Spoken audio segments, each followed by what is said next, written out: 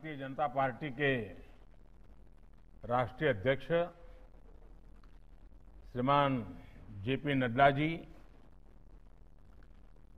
Party के सभी राष्ट्रीय पदाधिकारीगण, राज्यों के पदाधिकारीगण और देश के कोने कोने में उपस्थित सभी मेरे कार्यकर्ता साथियों, एक ऐसे समय में जब दुनिया में सब अपने आप को बचाने में लगे हो, आप सबने अपनी चिंता छोड़कर खुद को गरीबों, जरूरतमंदों की सेवा में समर्पित कर दिया है। ये सेवा का बहुत बड़ा उदाहरण है। कई शहरों में हमारे कुछ कार्यकर्ताओं का इस सेवा मिशन में काम करते करते खतरा है ये पता था, फिर भी कर्तव्य के पालन के लिए इस महामारी के बीच भी कार्य करते रहे। ऐसे अपने कई साथियों ने अपना शरीर छोड़ दिया, उनका दुखद निधन हो गया। मैं उन सभी साथियों को अपनी विनम्र श्रद्धांजलि देता हूं। उनके परिवारों के प्रति मैं संवेदना व्यक्त करता हूं और मैं वहां की पार्टी की इकाई से भी आग्रह करूंगा कि इन सभी परिवारों को हम पूरी तरह संभालें, परिवारों की आवश्यकताओं की ओर देखें।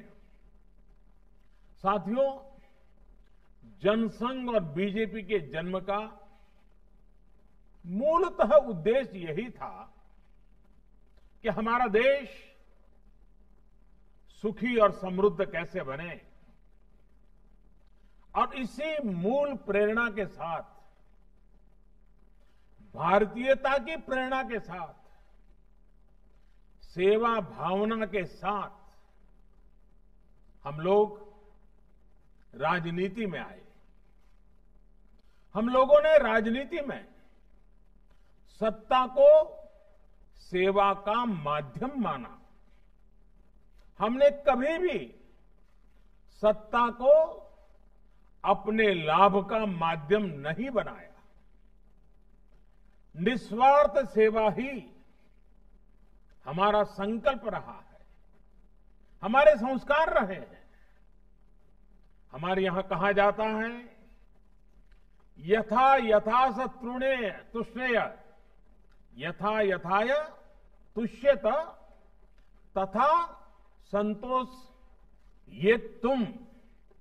अर्थात जिसकी हम सेवा करते हैं उसका सुख ही हमारा संतोष है।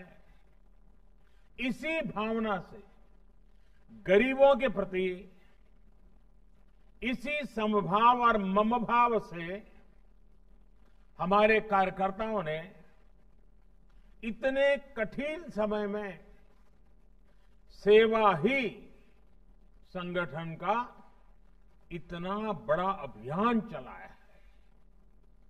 आज जो मैंने प्रेजेंटेशन देखा तो मुझे सच में बहुत अचरज हुआ।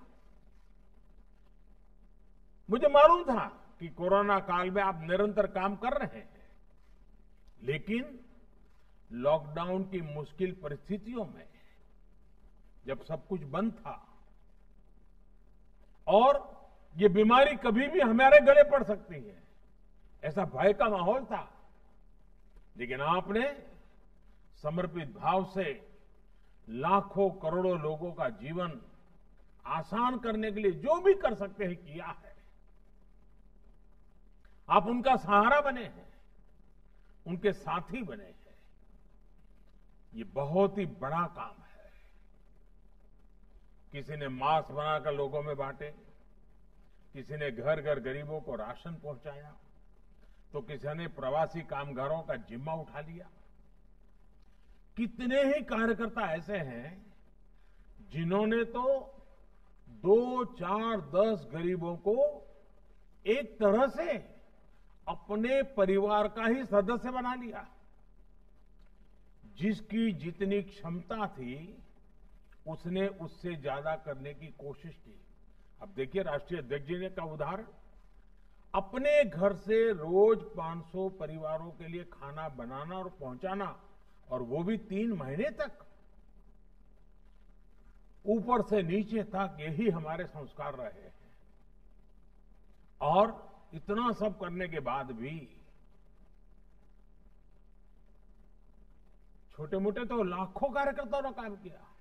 कहां सबकी तस्वीर टीवी पे आई है, कहां सबका नाम अखबार में छपा है, कहां अपने गांव के बाहर कौन जानता है। फिर भी सेवा परमो धर्मः, निस्वार्थ भाव से काम करते रहना।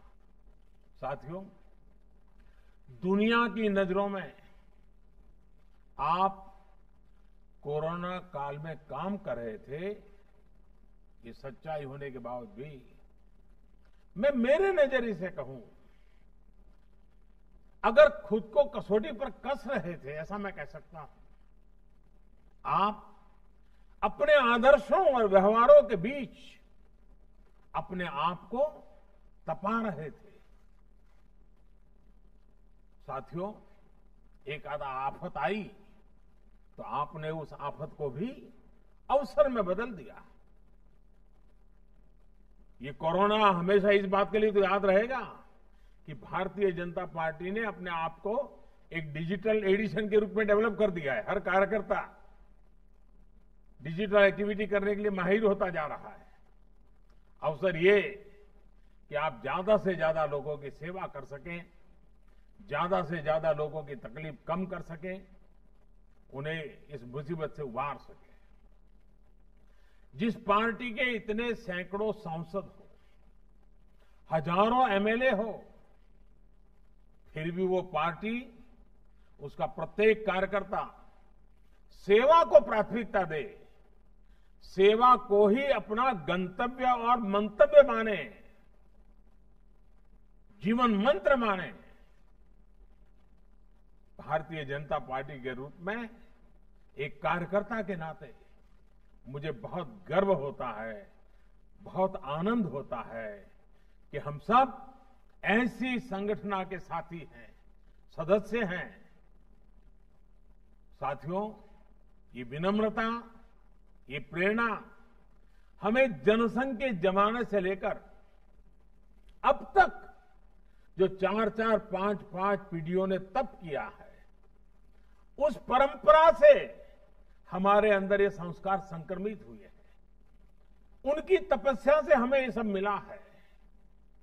और जब हमारे पुरोगामियों की तपस्या से हमें ये मिला है, तो हमारा ये काम, हमारे ये संस्कार, हमारा ये व्यवहार, हमारा ये समर्पित जीवन आगे की पीढ़ियों के लिए भी प्रेरणा का कारण बनेगा, प्रेरणा देता रहेगा। साथियों, भारतीय जनता पार्टी अगर इतना कुछ कर पाती है, तो इसके पीछे हमारी एक और बहुत बड़ी विशेषता है। हमारा संगठन कार्यकर्ता से अध्यक्ष पद तक, ये जो हमारी श्रृंखला है, हमारी संगठन की रचना है, हमारे संगठन में जो जीवंतता है, हमारे संगठन में जो संवेदनशीलता है, ये उसकी बहुत बड़ी ताकत है। राजनीतिक जो कमेंटेटर होते हैं, एक्सपर्ट्स होते हैं, वो हमेशा ऐसी बात करते हैं कि संगठन की शक्ति लगती है तो चुनाव जीते जाते हैं, चुनाव लड़े जाते हैं, वगैरह वगैरह। वो चुनाव के दायरे में ही संगठन को देखते हैं। अन्य राजनीतिक दलों के लिए शायद ये सच होगा, लेकिन भारतीय जनता पार्टी के लिए ये आकलन अधूरा है। साथियों, हमारे लिए हमारा संगठन चुनाव जीतने की सिर्फ मशीन नहीं है। हमारे लिए हमारा संगठन का मतलब है सेवा, व्यक्ति के जीवन में, समाज के जीवन में, राष्ट्र के जीवन में बदलाव लाने के लिए हर देश यज्ञ में आहुति देते रहना हमारे लिए, हमारे संगठन का मतलब है सबका संग, सबका साथ, सबको लेकर के चलना है। हमारे लिए, हमारे संगठन का मतलब है सबका सुख, सबकी समृद्धि। हमारा संगठन समाज हित के लिए काम करने वाला है, संघर्ष करने वाला है, समाज और देश के लिए खप जाने वाला है।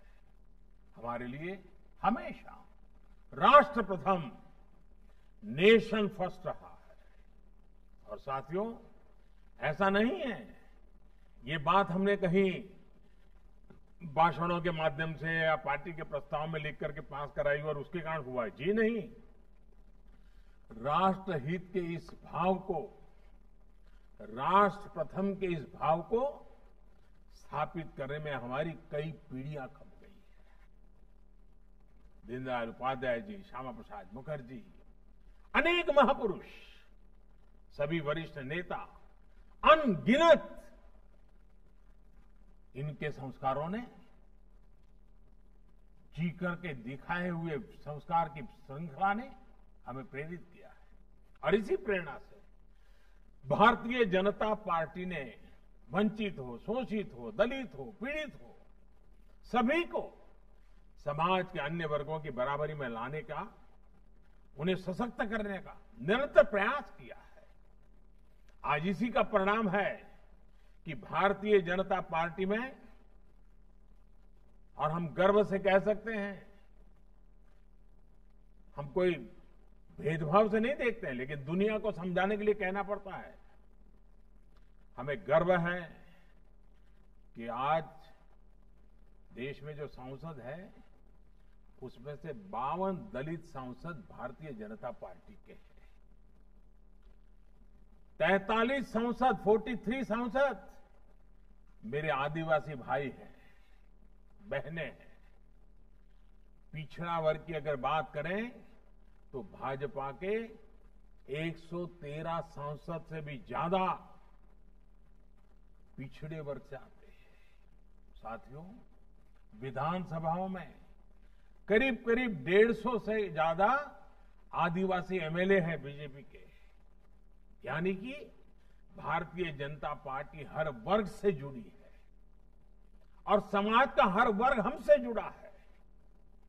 आपके परिश्रम से भाजपा का हर समाज से विश्वास का एक अटूट रिश्ता बना है। साथियों, वैसे राजनीति का मूल स्वभाव, हम लोग तो रोज बरोज जिंदगी को जीते हैं, मालूम है, राजनीति का मूल स्वभाव स्पर्धा होती है। लोकतंत्र का एक गुण भी है, लोकतंत्र में इसको अच्छा माना गया है, लेकिन एक समान लक्ष्य के साथ समान भाव से सेवा का काम संगठन की शक्ति बन जाता है। जब हम इस तरह का काम करते हैं तो एक टीम स्पिरिट पैदा होती है। इस तरह के कार्यों से व्यक्ति विकास और व्यक्तित्व का विकास भी नई संभावनाएं पैदा हो जाती है। आपने खुद भी अनुभव किया होगा, इस तरह सेवा अभियानों से लोगों की मदद तो होती ही है, पार्टी कार्यकर्ताओं के तौर पर भी आप सबको भी समाज को जानने का, समाज को समझने का, नए तरीके से सोचने का, स्वयं का विकास करने का अवसर मिला होगा। ऐसे अभियान हमारे कार्यकर्ताओं के लिए एक तरह से प्रशिक्षण का काम करते हैं। हम एक कमरे में बैठ करके भाषण सुन के, चर्चा करके, संवाद करके, प्रश्न उत्तर करके प्रशिक्षण करते हैं। ये एक प्रकार से प्रैक्टिकल एक्सपीरियंस से हमारा प्रशिक्षण था। ये भी एक प्रकार से हमने आफत को अवसर में पलट करके कार्यकर्ताओं को प्रशिक्षण का काम सहज रूप से हो गया है। साथियों, चुनाव के समय आप सब जानते हैं कि हम लोग जनता के बीच जाते हैं और जब जनता के बीच जाते हैं चुनाव के समय में, अच्छी बुरी खट्टी मीठी कई बातें सुनने को मिलती है। कोई कहेगा ये नहीं किया, वो नहीं किया, कोई व्यंग करेगा, कोई निशाना साधता है, कभी वार पलटवार भी होते रहते हैं, ये सब होता रहेगा।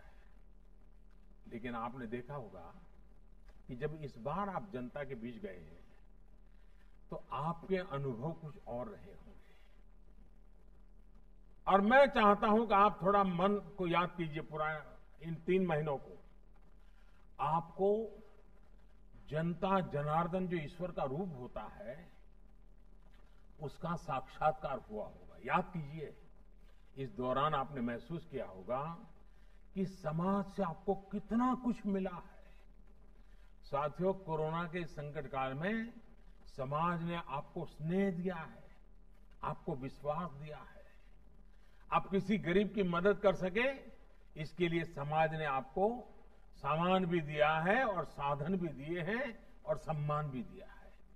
आप अगर अपने घर से कुछ राशन लेकर निकले तो कई और लोगों ने भी आपको कहा होगा कि कुछ राशन मेरी तरफ से ले जाइए, कुछ सामान मेरी तरफ से ले जाइए, आप भाई साहब जा रहे हो जरूर पहुंचा दीजिए।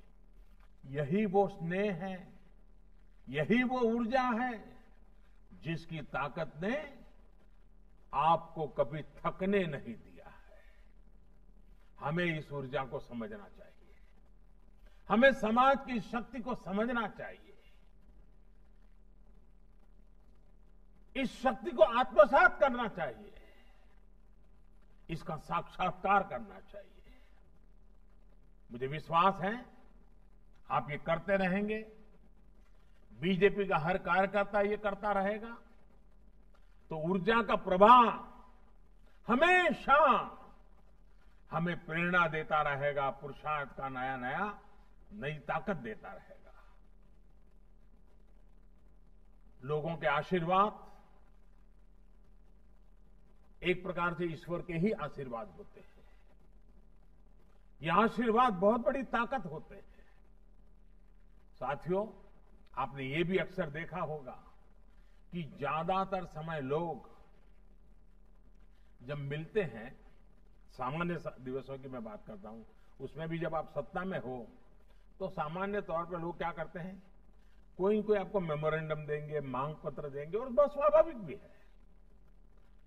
मतलब जरूरी नहीं कि लिखकर ही कोई मांग पत्र दे, लेकिन सार्वजनिक जीवन में आपको ऐसे लोग मिल जाएंगे जो मुंह जबानी भी आपको कुछ न कुछ बताते रहेंगे, ये होना चाहिए, वो होना चाहिए।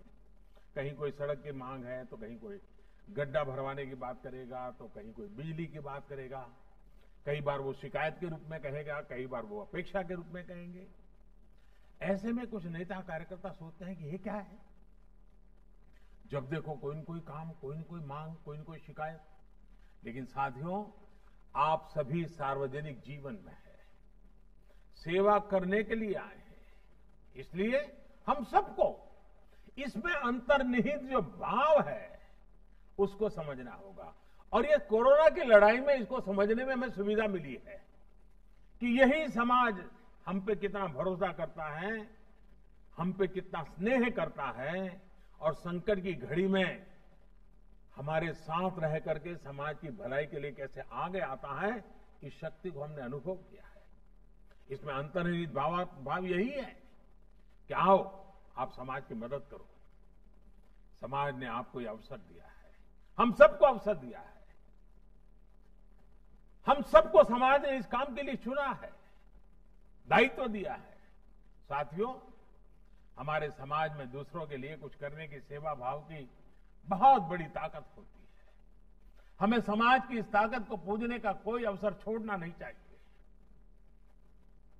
और आपको तो संतोष होना चाहिए कि समाज ने हम सबको इस काम के लिए चुना है।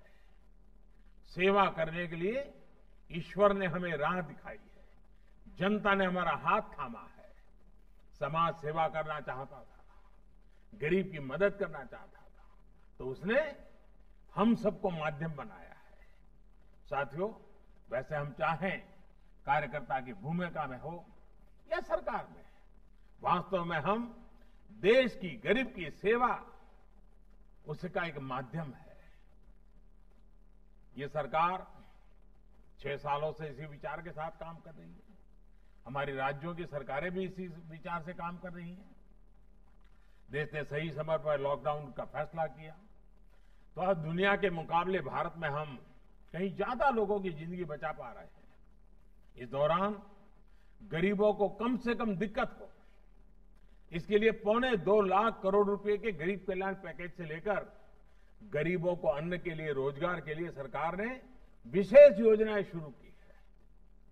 अभी हाल ही में हमें प्रधानमंत्री गरीब कल्याण अन्न योजना को सरकार ने दीपावली, छठ पूजा तक के लिए, यानी कि नवंबर अंत तक इसको बढ़ा दिया है।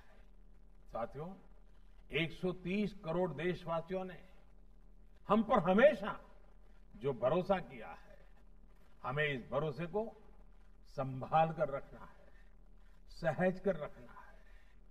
हमें देशवासियों की आशाओं, आकांक्षाओं को, उनके सपनों को अपना सपना मान करके हमें काम करना है।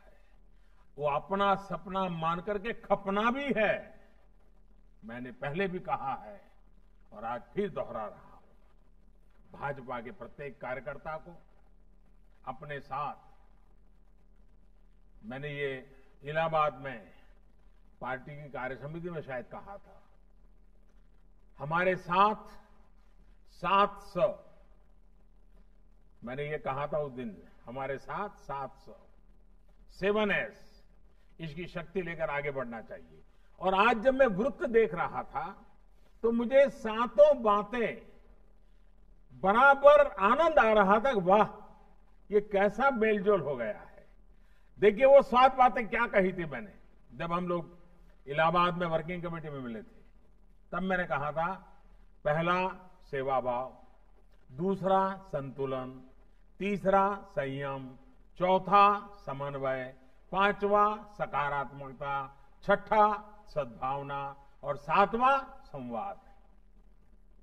बीजेपी के हर कार्यकर्ता के आचरण और नीति में इन दिनों, इस कोरोना की लड़ाई में भरपूर रूप से इसका प्रभाव दिखाई दिया है और हर भाजपा के कार्यकर्ता के लिए ये गर्व का विषय है।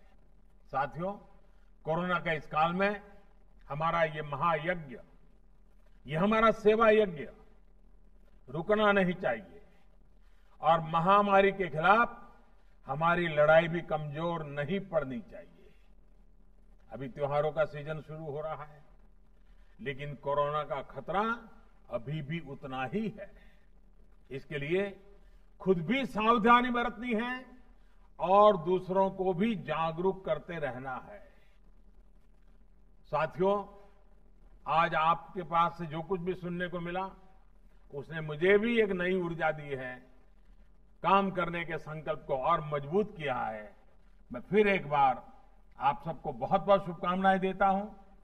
मैं नड्डा जी को और पार्टी का भी अभिनंदन करता हूं कि मुझे, क्योंकि पहले तो प्रवास के कार्यक्रम होते थे, आप सबके दर्शन का मौका मिल जाता था, लेकिन इन दिनों कोरोना के कारण ये संभव नहीं होता है। आज आप सबको सुनने का मौका मिला, आपके दर्शन करने का अवसर मिला, मेरे लिए बहुत शुभ अवसर था ये। मैं फिर एक बार आपको बहुत बहुत शुभकामनाएं देता हूं। बहुत बहुत धन्यवाद।